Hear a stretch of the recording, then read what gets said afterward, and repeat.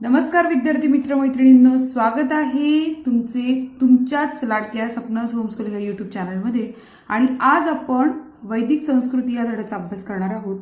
पण आतापर्यंत आपण काय काय शिकलो हे पण बघणं आपल्याला फार गरजेचं आहे। आणि ते म्हणजे आपण आतापर्यंत भारतीय उपखंड आणि इतिहास, त्यानंतर आपण इतिहासाची साधनं, हडप्पा संस्कृती हे तिन्ही धडे खूप छान शिकलेलो आहोत।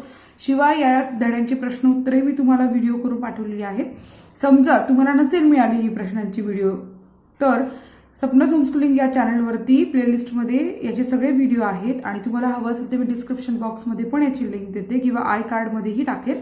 तर तुम्ही याचा अभ्यास छान प्रकारे करून घ्या आणि तुम्हाला इतिहास खूप मजेशीर आणि खूप छान वाटायला लागेल।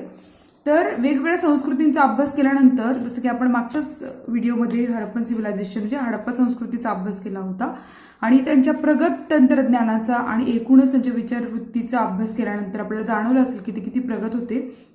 तर आज आपण वैदिक संस्कृती अनुभवणार आहोत। ही वैदिक संस्कृती नेमकी काय आहे, कशी उदयाला आली, काय काय झालं, हे सगळ्या गोष्टी आपण आज अभ्यासू। जर तुम्ही हा अभ्यास अगोदर जर तुम्ही सपनास होमस्कूलिंग या चॅनलला नवीन असाल तर पटकन सबस्क्राईबचं बटन दाबा। याचं कारण म्हणजे सबस्क्राईब करणे पूर्णतः फ्री आहे, त्यामुळे बिंदास तुम्ही सबस्क्राईब करा, बेल आयकॉन दाबा। याचं कारण आहे की मी व्हिडिओ टाकल्या तुमच्या मोबाईलवर सर्वात प्रथम त्याच्यामुळे तो व्हिडिओ येणार आहे, म्हणून तुम्ही सबस्क्राईब लगेच करा। तर आपण सुरू करूया वैदिक संस्कृती आणि याच्यामध्ये आपण आज काय काय शिकणार आहोत बघा। वैदिक वाङ्मय, कुटुंब व्यवस्था, दैनंदिन जीवन, शेती, पशुपालन, आर्थिक आणि सामाजिक जीवन, धर्मकल्पना, शासन व्यवस्था, असे एकूण 5 मुद्दे आपण शिकणार आहोत। तर वैदिक संस्कृती म्हटली की वैदिक वाङ्मय हा सगळ्यात महत्वाचा याचा एक घटक आहे आणि आपण आहोत आणि तो आहे वैदिक वाङ्मय। वेद वाङ्मयावर आधारित असलेली संस्कृती म्हणजे वैदिक संस्कृती होय। म्हणजे या संस्कृतीचा मुख्य पाया हा वेद होता। वेद हे आपले सर्वाधिक प्राचीन साहित्य मानलं जातं। वेदांची निर्मिती अनेक ऋषींनी केली आहे, कारण वैदिक कालखंडामध्ये ऋषी हा मूलभूत पाया होता आणि ऋषींनी या वेदांची निर्मिती केली। वेदातील काही सूक्ते स्त्रियांनी स्फुरलेली आहेत, म्हणजे काही सूक्त ही स्त्रियांनी लिहिलेली आहेत। स्त्रियांचा सुद्धा वेदांच्या निर्मितीमध्ये वाटा आहे। वैदिक वाङ्मयाची भाषा संस्कृत होती। वैदिक वाङ्मय अत्यंत समृद्ध होते। ऋग्वेद हा त्या काळात त्यातील मूळ ग्रंथ मानला जातो। म्हणजे जर तुम्हाला कधी प्रश्न आला तर मूळ ग्रंथ कोणता आहे तर ऋग्वेद हा त्यातील मूळ ग्रंथ मानला जातो, जो काव्यरूप आहे। काव्यरूप म्हणजे कवितेच्या स्वरूपात। ऋग्वेदासह यजुर्वेद, सामवेद आणि अथर्ववेद असे 4 वेद आहेत। या 4 वेदांच्या ग्रंथांना संहिता असे म्हणतात। खूप सोपं आहे, व्यवस्थित समजून घेतलं तर तुमच्या अगदी छान लक्षात येईल की सगळ्यात पहिलं काय आहे, ऋग्वेद हा मूळ ग्रंथ आहे। ऋग्वेदानंतर काय काय आहे, यजुर्वेद, सामवेद आणि अथर्ववेद असे 4 वेद आहेत। म्हणजे हे यजुर्वेद, सामवेद, अथर्ववेद आणि ऋग्वेद 4 आहे आणि या 4ही वेदांच्या ग्रंथांना काय म्हणतात, संहिता असे म्हणतात। विद म्हणजे जाणे, त्यापासून वेद ही संज्ञा तयार झाली आहे। तिचा अर्थ आहे ज्ञान। वेदचा अर्थ आहे काय, ज्ञान। मौखिक पठणाच्या आधारे वेदांचे जतन केले गेले। वेदांना श्रुती असेही म्हणतात। आता तुम्ही विचार करा, आपल्याला एखादी गोष्ट पाठ करायची असेल तर किती मेहनत करावी लागते आणि वैदिक कालखंडामध्ये हजारो खूप मोठ्या संख्येने असे वेद जे होते ते एका मुखोद्गत असायचे, म्हणजे तोंडपाठ असायचे।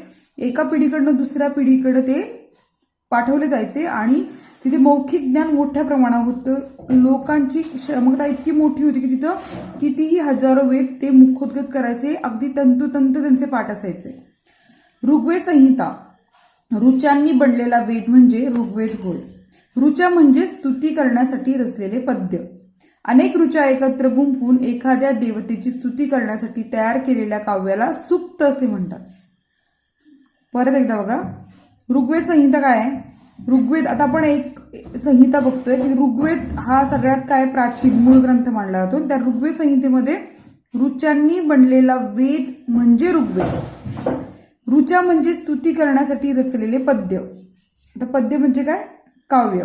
अनेक ऋचा एकत्र गुंफून एखाद्या देवतेची स्तुती करण्यासाठी तयार केलेल्या काव्याला सूक्त म्हणतात। म्हणजे काव्याला काय म्हणतात, सूक्त म्हणतात। ऋग्वेद संहितेत विविध देवतांची स्तुती करणारी सूक्त आहेत। म्हणजे या ऋग्वेदामध्ये काय आहे, विविध देवतांची स्तुती करणारी सूक्त। यजुर्वेद संहितेमध्ये यज्ञात म्हटलेले जाणारे मंत्र आहेत। म्हणजे पूर्ण यजुर्वेद हा त्याच्यामध्ये यज्ञासाठी खास आहे, यज्ञात म्हटले जाणारे मंत्र आहेत. यज्ञ विधीमध्ये कोणत्या मंत्रांचे पठण केव्हा आणि कसे करावे याचे मार्गदर्शन या संहितेमध्ये आहे. पद्यात असलेले मंत्र आणि गद्यात दिलेले त्या मंत्रांचे स्पष्टीकरण अशी या संहितेची रचना आहे. आता पद्यात आणि गद्यात म्हणजे काय? पद्यात म्हणजे कवितेच्या स्वरूपामध्ये असलेले मंत्र आणि गद्यात म्हणजे त्याची आपण धडा कसा असतो त्याचं व्यवस्थित विवरण तिथे दिलंय की ते नेमके मंत्र काय म्हणतात, त्या मंत्रांचं स्पष्टीकरण त्याच्यामध्ये दिलेलं आहे आणि अशी या संहितेची रचना आहे. आता आपण इथे एक बॉक्स बघतोय आणि या बॉक्समध्ये आपल्याला दिसते की आपल्याला काही माहिती आहे का, तर ही माहिती का बघा, काही सुक्तांचा मराठीत अर्थ आहे. हे देवा खूप पाऊस पाड, आमच्या शेतात भरघोस पीक येऊ दे, आमच्या मुलाबाळांना भरपूर दूध दुभते दे. हे वैदिक कालखंडातलं आहे, पण तेव्हाची गरज हीच होती जी आज आपली आहे की भरपूर पीक येण्यासाठी देवाची प्रार्थना करत होते. गायी आमच्या घरी येऊत, आमच्या गोठ्यात त्या आनंदाने राहोत, त्यांना पुष्कळ वासरे हो. गायी हा मुख्य अविभाज्य भाग होता आणि त्या येणं, त्यांच्यामुळे दूध दुभतेपणा येणं, वासरं होणं ही इच्छा व्यक्त करायचे. लोक हो चला उठा, उशेच्या आगमनाबरोबर अंधार नाहीसा झाला आहे. उषा म्हणजे कोण? सूर्याचे पहिले किरण. अंधार नाहीसा झाला आहे आणि प्रकाशाचे आगमन होत आहे. उशेने सर्व विश्वाला जागे केले आहे. आपण आपापले उद्योग करून धन मिळवूया. तर अशा प्रकारे इथे आळवणी व्हायची, देवाला प्रार्थना केली जायची आणि सूर्याचा पहिला किरणला उठलं पाहिजे अशी एक भावना होती. त्यामुळे त्या काळातले लोक खूप प्रातःकाली म्हणजे सकाळच्या वेळेला उठलं जायचं. तर अशा प्रकारे काही सुक्तांचा मराठी भाषेमध्ये अर्थ आहे. आता आपण बघूयात सामवेद संहिता. काही यज्ञ विधींच्या वेळी तालासुरात मंत्र गायन केले जाईल. ते गायन कसे करावे याचे मार्गदर्शन सामवेद संहितेत दिले आहे. म्हणजे त्या काळामध्ये गायन कसं करायचं हे त्यात सांगितलंय. भारतीय संगीताच्या निर्मितीमध्ये सामवेदाचा मोठा वाटा आहे. म्हणजे बघा, आपण म्हणतो संगीत किती छान असतं, तालासुरात असतं, पण आपल्या भारतीय संस्कृती निर्मितीमध्ये सामवेदाचा वाटा आहे. म्हणजे किती हजार वर्षापासून संगीताची निर्मिती आणि एकूणच संगीताबद्दल त्यांनी विचार केलेला आहे आणि त्याच्याबद्दल खूप लिहिलेलं आहे. आता बघत अथर्ववेद संहिता. अथर्ववेदाच्या संहितेला अथर्व ऋषींचे नाव देण्यात आले आहे. अथर्ववेदात दैनंदिन जीवनातील अनेक गोष्टींना महत्त्व दिले आढळते. आयुष्यात येणाऱ्या संकटांवर, दुखण्यांवर करण्याचे उपाय त्यात सांगितले. तसंच अनेक औषधी वनस्पतींची माहिती पण त्यात दिली आहे. राजाने राज्य कसे करावे याचेही मार्गदर्शन त्यात केलेले आहे. संहितेच्या रचनेनंतर ब्राह्मण ग्रंथ, आरण्यके, उपनिषदे यांची रचना केली आहे. त्यांचाही समावेश वेद वाङ्मयात केला जातो. आता ब्राह्मण ग्रंथ म्हणजे काय बघा, यज्ञविधीमध्ये वेदाचा वापर कसा करावा हे सांगणाऱ्या ग्रंथांना ब्राह्मण ग्रंथ म्हणतात आणि प्रत्येक वेदाचे स्वतंत्र ब्राह्मण ग्रंथ आहेत. आरण्यके म्हणजे काय? अरण्यात जाऊन एकाग्र चित्ताने केलेले चिंतन आरण्य ग्रंथामध्ये मांडलेले आहे. यज्ञविधी पार पाडत असताना कोणत्याही प्रकारची चूक होऊ नये याची खबरदारी यात घेतलेली दिसते. उपनिषद. उपनिषद म्हणजे गुरुजवळ बसून मिळवलेले ज्ञान. जन्म मृत्यू सारख्या घटनांबद्दल अनेक प्रश्न आपल्या मनात येत असतात. त्या प्रश्नांची उत्तरे सहज मिळत नाही अशा गहन प्रश्नावर उपनिषदांमध्ये चर्चा केली आहे. 4 वेद, ब्राह्मण ग्रंथ, आरण्यके आणि उपनिषदे रचण्यास सुमारे 1500 वर्षाचा कालावधी लागला. त्या कालावधीत वेदकालीन संस्कृतीत अनेक बदल झाले. त्या बदलांचा आणि वेदकालीन लोकजीवनाचा अभ्यास करण्यासाठी वैदिक वाङ्मय हे महत्वाचे साधन आहे. कुटुंब व्यवस्था, दैनंदिन जीवन. वेदकाळात एकत्र कुटुंब पद्धती होती. कुटुंबातील कर्ता पुरुष घराचा प्रमुख म्हणजे गृहपती असे. गृहपतीच्या परिवारात त्याचे वृद्ध माता पिता, त्यांचे लहान भाऊ आणि त्या भावांचे परिवार, त्यांची पत्नी आणि मुले, त्यांच्या मुलांचे परिवार अशा सर्वांचा समावेश असे. ही कुटुंब व्यवस्था पुरुष प्रधान होती. पुरुष प्रधान म्हणजे काय की ज्या संस्कृतीमध्ये पुरुष हा मुख्य असतो त्याला पुरुष प्रधान संस्कृती असे म्हणतात. सुरुवातीच्या काळात लोपामुद्रा, गार्गी, मैत्री अशा काही विद्वान स्त्रियांचे उल्लेख वैदिक साहित्यात आढळतात. परंतु हळूहळू स्त्रियांवरील बंधने वाढत गेली. त्यांचे कुटुंबातील आणि समाजातील स्थान अधिकाधिक दुय्यम होत गेले. वेद काळातील घरे मातीची किंवा कुडाची असत. गवत किंवा वेलींचे जाडसर तट्टे विणून त्यांच्यावर शेण मातीचे लिंपून तयार केलेली भिंत म्हणजे कूड. या घराच्या जमिनी शेणा मातीने सारवलेल्या असत. घरासाठी गृह किंवा शाला हे शब्द वापरले जात. वेदकालीन लोकांच्या आहारामध्ये प्रामुख्याने गहू, सातू, तांदूळ या तृणधान्यांचा समावेश होता. त्यापासून ते विविध पदार्थ बनवत असत. वैदिक वाङ्मयात यव, गोधूम, व्रीही यांच्यासारखे शब्द आढळतात. यव म्हणजे सातू, गोधूम म्हणजे गहू, व्रीही म्हणजे तांदूळ, दूध, दही, लोणी, तूप, मध हे पदार्थ त्यांच्या आवडीचे होते. उडीद, मसूर आणि तीळ तसेच मांस या पदार्थांचाही त्यांच्या आहारात समावेश होता. आता वेदकालीन घरे बघा बरं कशा प्रकारच्या आहेत. कुडाच्या भिंती आहेत त्यांच्या आणि छप्पर पण कशा आहेत. तर अशा प्रकारे त्यांची घरं असायची. वेदकालीन लोक लोकरी आणि सुती वस्त्रे वापरत. वल्कले म्हणजे झाडांच्या सालीपासून तयार केलेली वस्त्रेही ते वापरत. तसेच प्राण्यांच्या कातड्यांचाही उपयोग वस्त्र म्हणून केला जाई. स्त्रिया आणि पुरुष फुलांच्या माळा, विविध प्रकारच्या मण्यांच्या माळा, सोन्यांचे दागिने वापरत असत. निष्क नावाचा गळ्यातील दागिना विशेष लोकप्रिय असावा. त्याचा उपयोग वस्तूंच्या खरेदी विक्रीसाठीही होई. गायन, वादन, नृत्य, सोंगट्यांचा खेळ, रथांच्या शर्यती आणि शिकार ही त्यांची मनोरंजनाची साधने होती. वीणा, शततंतू, झांजा आणि शंख ही त्यांची प्रमुख वाद्ये होती. डमरू आणि मृदंग ही तालवाद्येही ते वापरत असत. इथे आपण बघू शकतो की प्राचीन वेद काळामध्ये या प्रकारे ही वाद्य वापरली जायची. आता आपण तिसरा मुद्दा बघतोय, शेती, पशुपालन, आर्थिक आणि सामाजिक जीवन. वैदिक काळात शेती हा प्रमुख व्यवसाय होता. अनेक बैल जुंपलेल्या नांगराने नांगरट केली जाई. नांगराला लोखंडाचा फाळ बसवत असत. अथर्ववेदामध्ये पिकावर पडणारे कीड, पिकाचा विध्वंस करणारे प्राणी आणि त्यावरील उपाय यांचाही विचार केलेला आढळतो. खत म्हणून शेणाचा उपयोग केला जात असे. वैदिक काळात घोडा, गाय, बैल, कुत्रा या प्राण्यांना विशेष महत्व होते. गायीचा विनिमयासाठी उपयोग केला जाईल. विनिमय म्हणजे काय? एखादी वस्तू घेताना किंवा घेण्यासाठी खास करून गायीचा उपयोग केला जायचा. त्यामुळे गायींना विशेष किंमत होती. इतरांनी गायी चोरून नेऊ नयेत म्हणून विशेष काळजी घेतली जाईल. घोडा हा अत्यंत वेगाने पळणारा प्राणी. त्याला माणसाळून रथाला जोडण्यात वैदिक कालीन लोक हे निष्णात होते. निष्णात होते म्हणजे काय की घोडा तसा खूप ताकद असलेला प्राणी होता, पण तो अत्यंत वेगात पळायचा. मग ते हुशार होते. त्यांनी बरोबर घोड्याला काय केलं, माणसाळवलं म्हणजे माणसाची सवय होऊ दिली आणि त्याला रथाला जोडलं. आणि हे करण्यामध्ये ते लोक निष्णात होते म्हणजे काय की त्यांना खूप चांगले स्किल होते. वेदकालीन रथाची चाके आऱ्यांची होती. आऱ्यांची म्हणजे आपल्याला झेंडा, भारताचा झेंडा असतो त्याच्यामध्ये एक चक्र दिसतं बघा आणि त्याला रेषा त्याला आऱ्या बोलतात. किंवा सायकलचं चाक असेल तर सायकल चाकाला कसा गोल असतो जिथे आपण चेन अडकवतो आणि चेनांपासून आपलं जे चाक असतं त्याच्या भोवती ज्या रिम असं तारा असतात ना त्यांना आऱ्या असं बोलतात. भरीव चाकांपेक्षा आऱ्यांचे चाक वजनाने हलके असते. घोडा जोडलेले आऱ्यांच्या चाकांचे वेदकालीन रथ अर्थातच खूप वेगवान होते. आता तुम्हाला मी सरळ चित्रातच दाखवते ना की हे बघा, हे रथ आहे आणि असं तुम्ही चाक पाहिलं असेल की ज्याला अशा उभे दांड्या दिसत आहेत, तर हे याला काय म्हणतात, ह्या आऱ्या आहेत. आणि ही चाकं कशी असायची, वजनाने हलकी असायची. भरीव म्हणजे हे पूर्ण भाग असा भरीव, अख्खा इथून तिथून असा भरीव असणारं चाक असायचं. मी तुम्हाला दाखवेन याची दोन्ही चित्र, भरीव चाक आणि आऱ्यांचं चाक वापरली जायची. आणि आऱ्यांचे चाकाचे वेदकालीन रथ अर्थातच वेगवान होते. इथे दिसते आपल्याला, त्यांनी चित्रामध्ये दाखवले कशा प्रकारे घोडे जोरात पळताना दिसतात आपल्याला. आपल्यासाठी एक बॉक्स आहे बघा, माहितीये का तुम्हाला, घोड्याला अश्व असे म्हणतात. एखाद्या इंजिनाचा वेग मोजण्यासाठी जे एकक वापरले जाते त्याला अश्वशक्ती किंवा हॉर्स पॉवर असेही म्हणतात.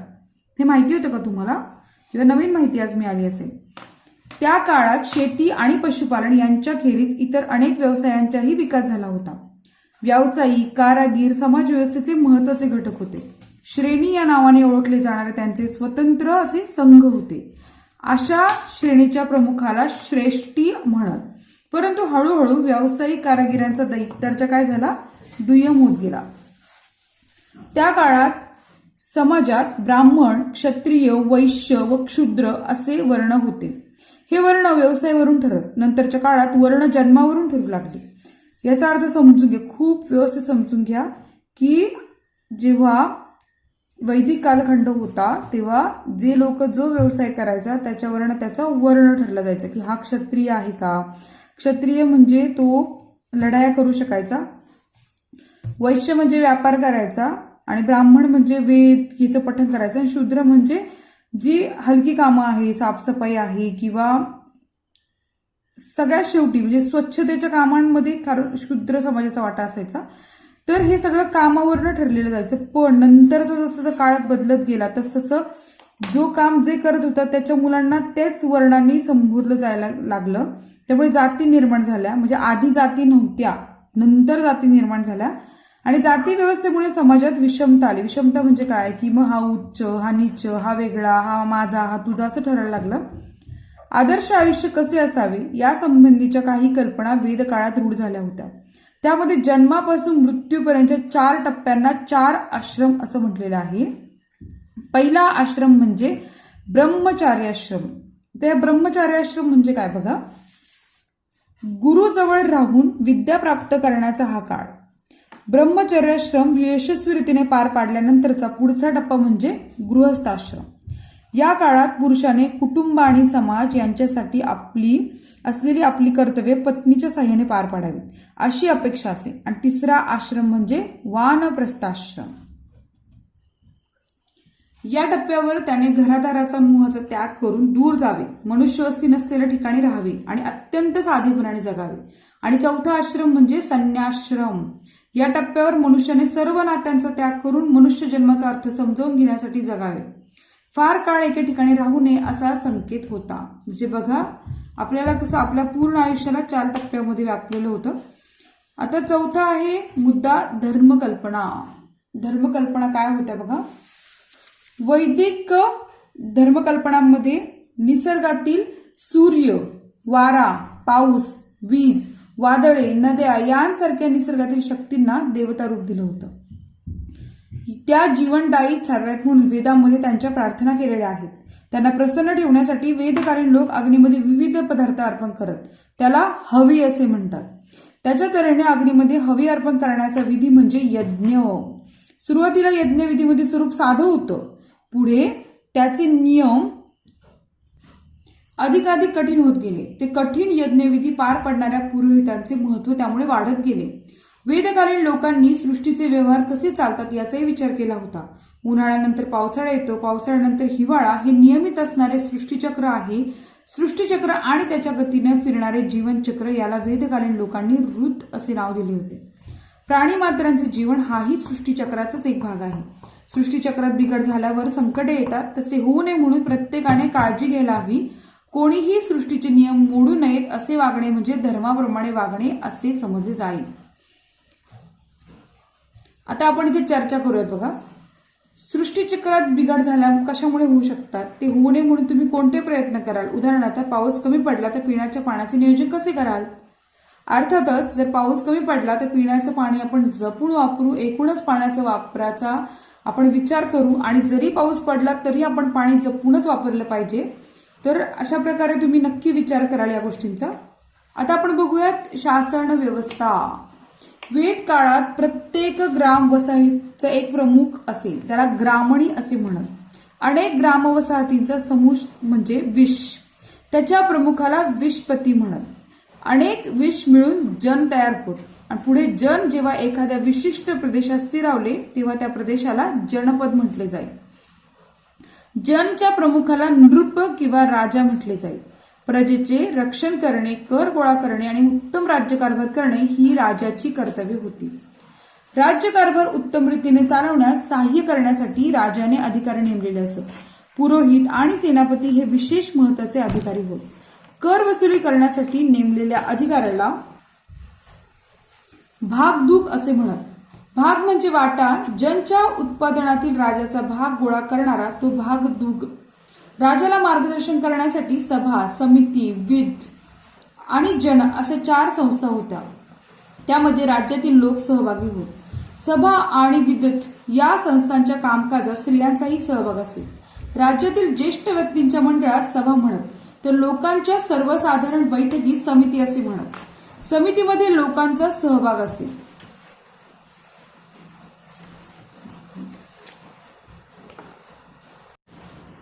भागदूग असे म्हणत. भाग म्हणजे वाटा. जनच्या उत्पादनातील राजाचा भाग गोळा करणारा तो भागदूग.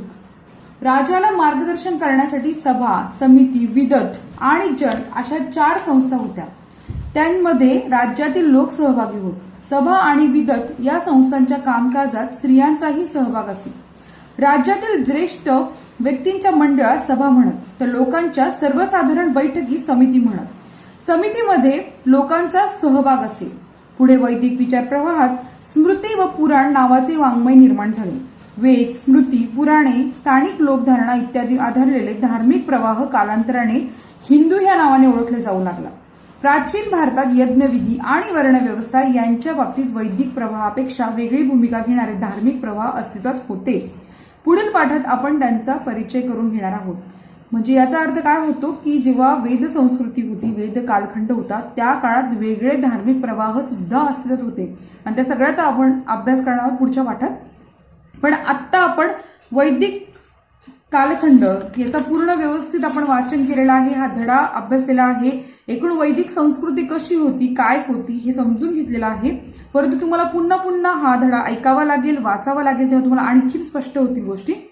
पण आता मी हा व्हिडिओ इथे संपवणार आहे. पण पुढच्या व्हिडिओमध्ये मी तुम्हाला या स्वाध्यायाची सगळे उत्तरं लिहून देणार आहे. तर तुम्ही नक्की हे व्हिडिओ बघा आणि यासाठी पुढचा व्हिडिओ मिळण्यासाठी तुम्हाला सबस्क्राईब करणं खूप गरजेचं आहे आणि सबस्क्राईब करणं फ्री आहे, आधी सांगितलंय मी तुम्हाला. तर जर तुम्हाला व्हिडिओ आवडला तर नक्की लाईक करा आणि सपनाच होमस्कूलिंग चॅनलला सबस्क्राईब करा. जर काही वाटत असेल तर नक्की मला कमेंट करून माझ्याशी संवाद साधू शकता. तर भेटूया आपण पुढच्या व्हिडिओमध्ये. तोपर्यंत बाय बाय.